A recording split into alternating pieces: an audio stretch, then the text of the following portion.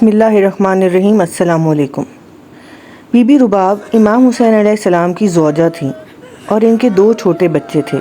ان کی ایک بیٹی تھی جس کا نام رقیہ سکینہ کے نام سے بھی جانی جاتی ہیں، صرف 4 سال کی تھیں، اور ایک بیٹا عبداللہ علی اصغر علیہ السلام کے نام سے بھی جانے جاتے ہیں، جو صرف 6 ماہ کے تھے۔ رباب علیہ السلام اپنے دور کی بہترین اور اعلیٰ ترین خواتین میں سے تھیں۔ انہیں ابو عبداللہ کی بیوی اور ساتھی ہونے کا اعزاز حاصل تھا، اور وہ امام حسین علیہ السلام اور ان کے اہل خانہ پر پیش آنے والے سانحات اور مشکلات کی گواہ اور حصہ تھیں۔ سانحہ کربلا میں بی بی رباب کی قربانیاں نمایاں ہیں۔ جب وہ مدینہ سے نکلیں تو اہل بیت کے ساتھ علی اصغر علیہ السلام کی عمر صرف 18 دن تھی، یعنی انہوں نے اپنے بچے کے ساتھ زیادہ دن بھی سکون سے نہیں گزارے۔ 2 چھوٹے بچوں کی ماں ہونے کے ناطے مدینہ سے کربلا تک کا سفر ان کے لیے بہت مشکل تھا۔ امام حسین علیہ السلام 28 رجب کو مدینہ سے روانہ ہوئے اور 2 محرم 61 ہجری کو اپنے اہل و عیال اور ساتھیوں کے ساتھ کربلا پہنچے۔ 7ویں دن سے دریائے فرات کا پانی امام حسین علیہ السلام کے خیمے میں دینے سے انکار کر دیا گیا، اور ہر ایک بشمول 6 ماہ کے بچے علی اصغر علیہ السلام کو تپتے صحرا میں پیاس کا سامنا کرنا پڑا۔ بی بی رباب نے اپنے بچے کو اتنا پیاسا دیکھ کر بے بس محسوس کیا کہ وہ کچھ نہ کر سکی۔ یہ تمام خواتین اور بچوں، خصوصاً بی بی امام رباب علیہ السلام کے لیے ایک مشکل وقت تھا۔ اس نے اپنے بچے کے سوکھے ہونٹوں کی طرف دیکھا اور بے بسی سے دیکھا، جیسے وہ کچھ نہ کر سکتی ہوں۔ وہ صبر کی علامت بنی رہیں اور کبھی شکایت نہیں کی۔ بی بی رباب علیہ السلام خیمے میں دائیں بائیں چہل قدمی کرتی ہیں، شیر خوار بچے کو تسلی دینے کی پوری کوشش کرتی ہیں، اسے قریب سے پکڑتی ہیں۔ جب امام حسین علیہ السلام خیمے میں داخل ہوتے ہیں تو بی بی رباب ان سے مدد کی درخواست کرتی ہیں۔ امام حسین علیہ السلام نے بچے کو اس سے لیا اور کہا کہ میں اس کے لیے پانی لانے کی کوشش کروں گا۔ بی بی رباب نے اپنے بچے کو امام حسین علیہ السلام کے حوالے کر دیا، لیکن اسے آخری بار اس طرح دیکھا جیسے کہ دوسری ماؤں نے اپنے بیٹوں کے ساتھ کیا تھا۔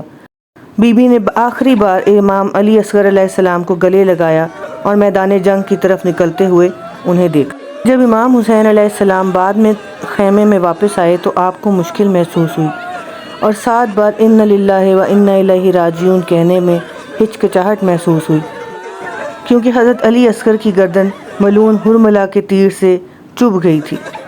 بی بی رباب نے پوچھا، کیا اس عمر کے بچے بھی مارے جاتے ہیں؟ بی بی رباب نے صبر کا مظاہرہ کرتے ہوئے علی اصغر کی طرف دیکھا جب امام حسین علیہ السلام نے بچے کو خیمے کے پیچھے دفن کیا تھا۔ ان کا صبر شدید مصیبت کے وقت بھی جاری رہا۔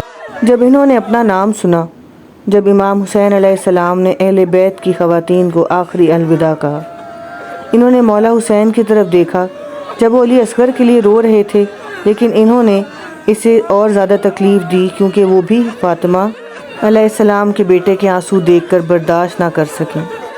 شام غریبہ صبر اور حوصلے کا بہت بڑا امتحان تھا۔ اگلی صبح شمرو کو معلوم ہوا کہ ایک سر غائب ہے۔ حرملہ لانتی نے اسے بتایا کہ یہ علی اصغر کا ہے، اور پھر شمر لانتی نے علی اصغر کو تلاش کرنے کا حکم دیا۔ بی بی رباب نے بے بسی سے دیکھا جب ظالموں نے اپنے بچے کی قبر تلاش کرنے کی کوشش میں اپنے نیزوں کو زمین میں پھینک دیا۔ ایک بار جب نیزہ نیچے آ گیا تو انہیں قبر مل گئی، اور وہ کھود کر علی اصغر علیہ السلام کو بی بی رباب کے سامنے لے آئے۔ انہوں نے معصوم بچے کا سر کاٹ کر ایک نیزے پر رکھ دیا تاکہ باقی کو کوفہ اور شام لے جایا جائے۔ شام میں بی بی رباب کی 4 سالہ بیٹی بی بی سکینہ بہت مشکلات جھیلنے کے بعد مزید زندگی برداشت نہ کر سکیں۔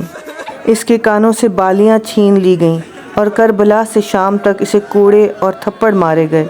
بی بی رباب کو یہ سارا درد دیکھ کر بے بسی محسوس ہوئی تو وہ بی بی زینب کی طرف امید بھری نظروں سے دیکھتیں، اور بی بی زینب روتے ہوئے کہتیں، رباب، میرا عباس چلا گیا۔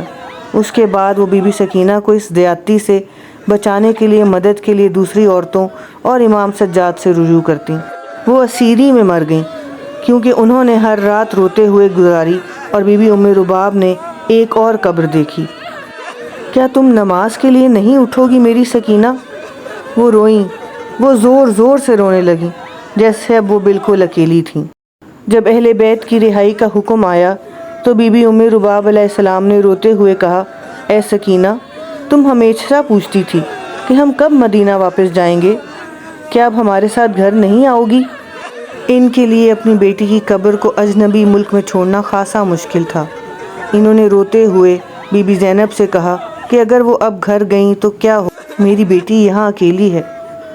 جب وہ دمشق سے روانہ ہوئے تو انہوں نے ان خواتین سے کہا جو الوداع کے لیے آئی تھیں، میں اپنی سب سے پیاری بیٹی کو آپ کے درمیان چھوڑ کر جا رہی ہوں۔